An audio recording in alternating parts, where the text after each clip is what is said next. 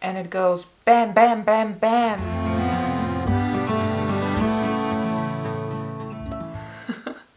Hi and very welcome. My name is Mary, this is my channel Lumi Level Up, and I'm a luxury lover on an average income trying to be more mindful with my money. The little intro scene, bam, bam, bam, refers to Louis Vuitton dropping new collections all the time. To me it feels like hardly all the pieces from the Wild at Heart collection have dropped yet, and there are already dropping the pieces from the new Fall Winter collection 2021 from Nicolas Ghesquière, which is inspired by works of the Italian artist Piero Fornasetti and classicistic architecture. The first pictures of this collection already dropped a few weeks ago, so you might have already seen some of the items, or maybe even ordered, but I want to talk about the new Piero Fornasetti inspired Fall Winter collection 2021. Anyways, since there is a little fun fact, actually I did study art history. I do have a bachelor's degree in it. I'm not working in that field now,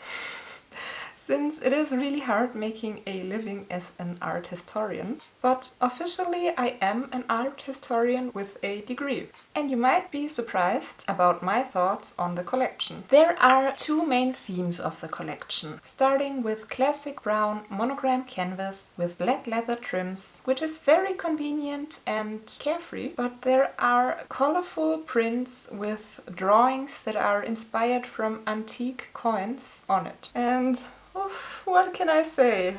I don't like it.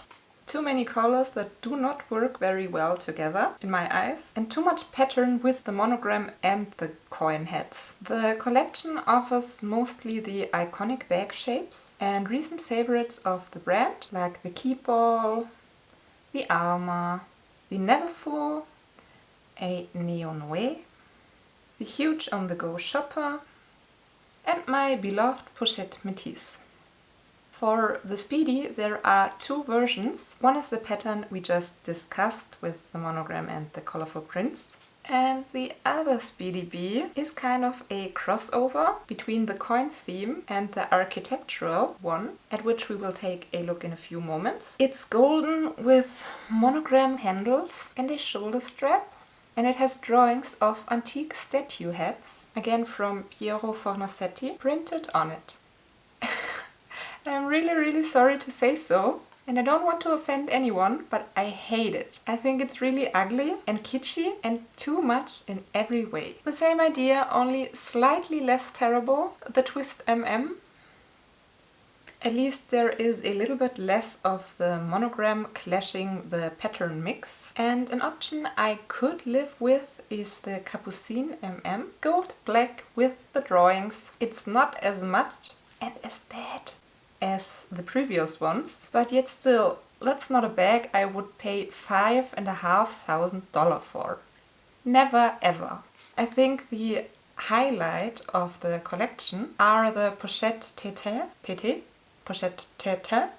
I'm not quite sure how to pronounce it in French. They are offered in a coin version with a head and in a head version with the statue. It's a different look, it's a conversation starter for sure. I don't hate it like I hate some of the other pieces from this collection, but I'm not drawn to it either. Do you remember the Jeff Koons Masters collection? With art historical references as well, but so kitschy overdone? Well, that is typical for Jeff Koons, the master of kitsch. Yeah. I hated that one as well. A little piece which I could understand if someone was purchasing, the Illustre bag charm. I'm always kinda drawn to these bag charms because they are the cheapest option to get anything from the limited collections if you just want to have a piece of it. But in this case, I can appreciate the idea, but I'm not tempted at all to get it. The same charm from the Wild at Heart collection really hooked me way more. And I did not even like the Wild at Heart collection too much either. But let's finish on a more pleasant and positive note. The bags with the architectural design. I don't hate them. Yay! Actually, there's even something I like about them. The prints are inspired by classicistic buildings, and a little art history lesson here. The epoch of classicism was around 770 and 840 and was inspired by Greek and Roman antique styles. So you have a lot of statues and architectural elements that do remind of antique temples, and that's exactly what these new Louis Vuitton pieces show as prints. Classicistic buildings with archways, big windows, a lot of pillars and ledges.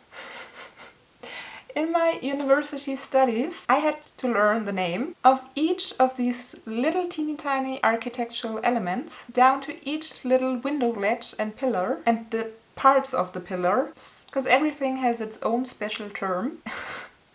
And of course by now I forgot most of it. But I can appreciate these bags.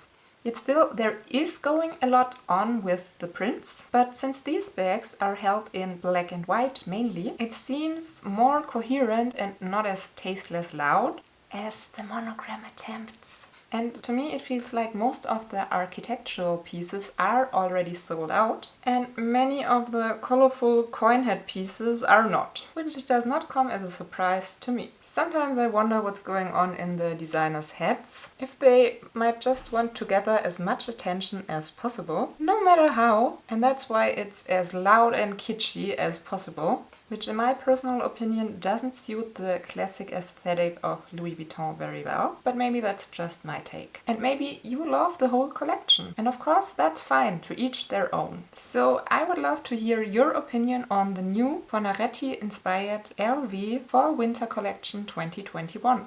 Do you love it? Or do you hate it? Or are you somewhere in between? Thank you so much for watching. Hope to see you next time, and bye! Maybe I have to look that name up, because I guess he's French, but not too sure about that. Nicolas Ghesquière. Nicolas Ghesquière. Ghesquière. Nicolas Ghesquière.